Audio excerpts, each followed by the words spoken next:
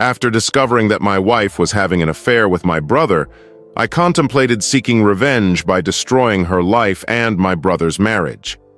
As a military personnel, I spent a significant amount of time overseas, performing various tasks in different countries. Most of my fellow servicemen had specialized skills, such as doctors, engineers, or chefs, while others had unique talents. My role in the military was that of an army doctor, tasked with providing immediate medical attention in high-intensity areas. I excelled in my profession and was highly skilled at patching up wounded soldiers. While I wasn't as proficient in combat as my fellow soldiers, I could stitch a wound better than any of them. We understood the rules. No amount of effort could make someone appear to be a genuine soldier. It required time, dedication, and commitment. Success in the military required hard work and dedication, and those who excelled were highly regarded by their peers. I believed everyone loved me, including my wife and my brother, with whom I had been through thick and thin. However, I was mistaken. Oh, how wrong I was. Let me recount from the beginning. I met Laura when I was fresh out of medical school, full of ambition and a kind heart. After being supported by my country for so long, I felt a strong desire to give back. My father taught medicine at the college I attended, which made it a natural choice for me. My younger brother also attended a nearby college, allowing him to visit me occasionally without becoming overwhelming. However, once I turned 18, my brother graduated and started his own family. Although he was only 21 at the time, he was already married and had a child. I was genuinely happy for him. Laura's acceptance of my proposal filled me with immense joy, and we tied the knot shortly after. Our marriage was a beautiful journey from that point on. Although I joined the Army a year later, I chose not to serve immediately as I wanted to stay close to my wife at all times. However, the time came when I had to leave my wife and embark on my military service, which made me even more apprehensive. Going to an unfamiliar place, leaving my loved one behind, and facing the unknown was a daunting experience. After completing my first assignment and returning home, I felt overwhelming joy and gratitude for being alive and able to reunite with my wife. Following my first assignment, I was sent on numerous missions across the globe, including Africa, Southeast Asia, Australia, and even Antarctica. Although my wife and I could only spend 3 months together between missions, we cherished every moment we had together. Speaking of Laura, she was a stunning woman with gorgeous blue eyes and luscious brown hair. It felt wonderful to hold her hand and see her radiant smile whenever I returned home. My brother Mike, who is now a senior doctor at the university hospital, would often visit us with a bottle of wine to celebrate my return from missions. We would spend hours talking about our experiences, although my stories always seemed to capture their attention the most. After that, I would have a few precious weeks with my wife before returning to the battlefield and continuing my service over the years. This was our cycle.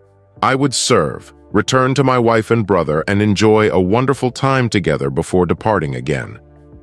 For 2 years, we continued with this cycle until one day, while having dinner at a restaurant, my brother unexpectedly joined us.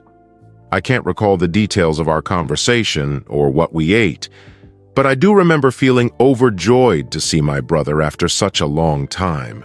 He greeted us, and I smiled in response.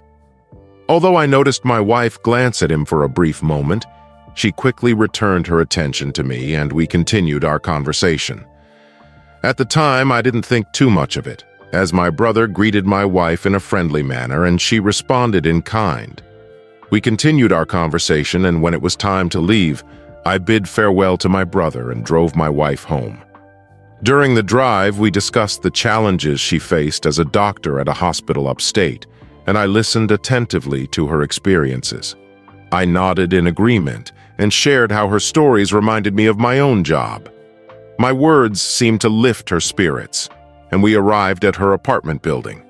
I helped her with her bags and walked her up the stairs. After kissing each other goodnight, we went to bed. My years on the battlefield made me a light sleeper. I woke up in the middle of the night and quietly crept downstairs to observe my wife's habits when I wasn't around. I wanted to learn more about her, but what I saw next shattered me into 1,000 pieces. I was at a loss for words when I saw my wife pinned against the wall, kissing my brother. I stood there, unable to move or comprehend what was happening before me. Suddenly, she locked eyes with me, and fear swept across her face. She pushed past my brother and fled the apartment, slamming the door shut behind her. I didn't attempt to stop her, and neither did my brother Mike. The shock and pain of the betrayal were too much to bear. Silent tears streamed down my face as I sat trembling, fixated on the floor. I had no clue where she had gone or what she had planned for the remainder of the evening, and frankly, I couldn't have cared less. After half an hour of attempting to compose myself, I rose slowly and made my way to the couch where my backpack lay. I carelessly tossed it inside, indifferent to whether it was damaged or not, before leaving my residence. I locked the door without glancing back even when Mike approached me. I didn't bother facing him before departing. He was no longer my brother. I made it to my friend's house, which was situated near the outskirts. He was an old army comrade, so he was thrilled to see me and taken aback as well. He inquired about what was happening, but I dismissed it by saying I required some rest. I genuinely had no desire to discuss it. I hoped my friend wouldn't inquire about my recent silence. As long as we stayed on the surface, I could maintain a facade of normalcy until it became unbearable. Fortunately, my friend didn't press the issue. Instead, he invited me inside. Once we were both seated in his living room, he retrieved a bottle of Jack Daniels from his refrigerator and poured us each a shot. The low-quality liquor only intensified my already teary eyes. Despite my efforts to appear unfazed, the sight of my brother and wife in the throes of passion was unbearable. The pain was intense, and tears streamed down my face as my heart ached. Suddenly, I broke down into sobs, unable to contain my emotions any longer. The agony and memories I had suppressed for months flooded my mind all at once. It was as if my body, exhausted and deprived of something it had been lacking for a long time, surrendered without much resistance.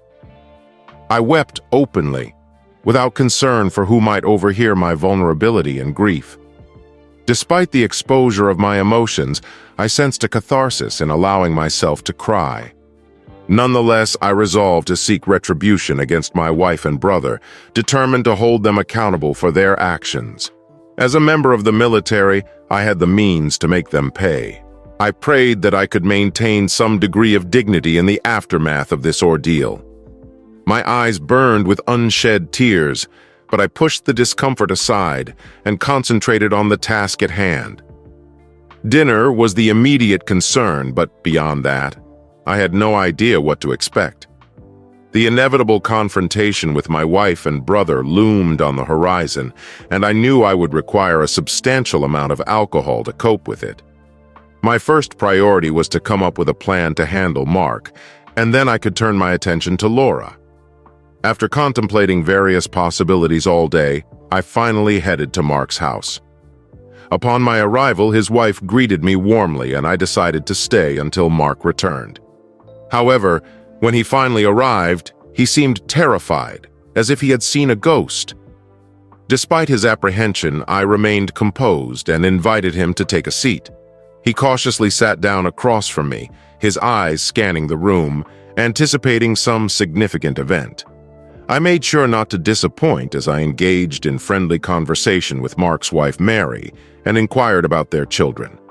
We chatted for some time before I abruptly broached the topic of Mark and Laura. His hesitation was palpable as he glanced over at Mary, who appeared uneasy.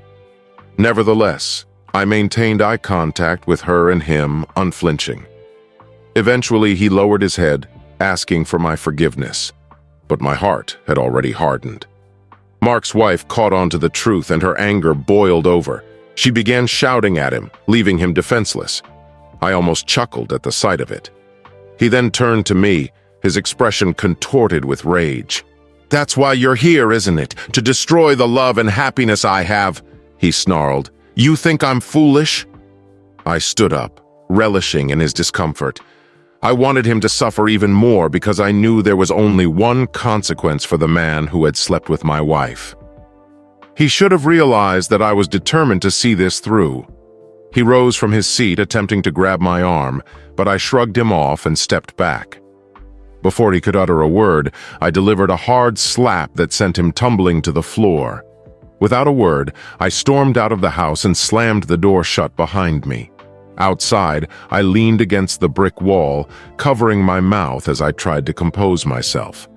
I had to be stronger than this, I reminded myself. The door creaked open, and the couple hesitantly emerged, with his wife casting a disgusted glance at her husband. They silently observed as I walked away, neither attempting to halt me nor calling out. I halted momentarily, gazing back at them before pivoting away. The only thing remaining now was to confront Laura. I had meticulously planned for Laura's suffering, and it was time to put it into action. Despite my unfaithful wife's lingering remorse, I no longer cared. She had crossed a line that was unforgivable. I believed she deserved worse than anything I had ever inflicted upon her. When I knocked on her front door, she answered, and her eyes widened upon seeing me. She appeared both shocked and betrayed. Shock and betrayal were mixed with my anger and hatred. I couldn't tell which emotion made her more terrified. The revelation that I had discovered her infidelity, or the fact that I had sought her out. Regardless, I could sense her fear as she stood before me, petrified. As I advanced, she retreated and clutched the table behind her with such intensity that I thought it might shatter. I remained silent. I simply hurled a file towards her, and her eyes bulged as she gazed upon its contents. She immediately comprehended that I desired her to depart from my life. The file contained divorce papers.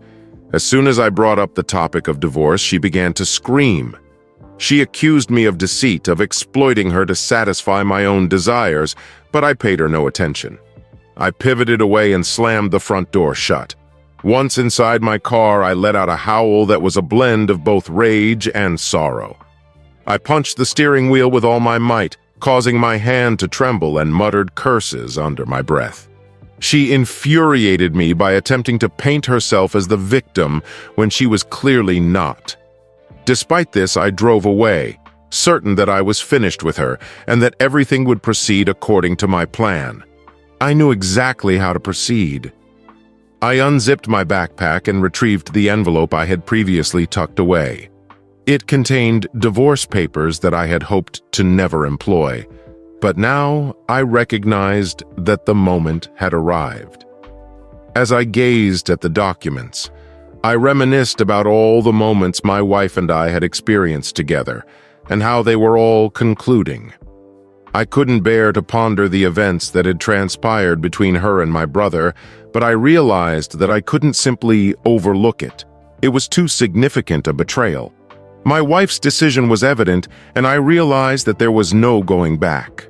Despite my desire to repair our relationship, I acknowledged that it was too late. With a heavy heart, I completed the divorce papers, my hand trembling as I signed my name at the bottom. Although it was a painful process, I was certain that it was the correct course of action. The following day, I left the envelope containing the papers on the kitchen counter for my wife to discover upon her return. Anticipating her arrival, I left before her return. My destination was unknown, but I was certain that I needed to distance myself from everything for a while. In the following weeks, I journeyed across the nation, exploring various cities and encountering new individuals. It was a method for me to declutter my mind and attempt to reconcile with what had transpired. Nevertheless, despite my travels, the agony and sorrow that I experienced were inescapable. Eventually, I returned to my residence and discovered that my wife had departed. One day I received an unexpected call from an unknown number and paused before answering. To my surprise, it was Laura on the other end, her voice barely audible. She disclosed that she had lost her job at the hospital and had nowhere to go. Laura had been living in her car for days and was quickly running out of money. Ironically, I had once been the one who struggled, while she laughed off my difficulties. Now it seemed that the tables had turned, and she was in a place where she rightfully belonged. After returning to my military base, I found that I couldn't concentrate on my duties. My mind was preoccupied with thoughts of Laura and the betrayal that she had inflicted. I had placed my complete trust in her only to have it shattered. One day, during a mission, I sustained a gunshot wound to my leg. I was subsequently transported to the medical tent, where I unexpectedly encountered my brother. I was taken aback when I saw him working as a doctor there. His expression conveyed surprise at seeing me, and he attempted to communicate with me, but I refused to listen, glaring in his direction before turning away. Following that incident, I was discharged from the military and returned home. I never wanted to be in the same city or state as my brother. I later learned that he had taken over my position at the hospital where I had previously worked, essentially stealing my life. I could not allow him to get away with it, so I began to plot my revenge. I was aware that he had a family, but I resolved to exploit them as a means of getting to him. I started to trail them, and upon investigation I discovered that his wife was engaging in an extramarital affair. Armed with photographic evidence, I confronted her. She was taken aback and embarrassed, but I presented her with a proposition. If she divorced my brother and left him, I would provide her with everything she needed for a fresh start. I would furnish her with a new life, one that was entirely removed from him. Initially, she declined my offer, but after presenting her with the evidence, she broke down in tears and eventually acquiesced. I waited until my brother was away on a conference before proceeding to his residence. I proceeded to pack up all of his belongings, including his clothing, furniture, and other possessions, and transported them to the dump. Before departing, I left a note for him, informing him that he was insignificant and that he had lost everything. I never heard from him again. I later learned that he had lost his employment and family. I had done to him what he had done to me, leaving him completely devastated.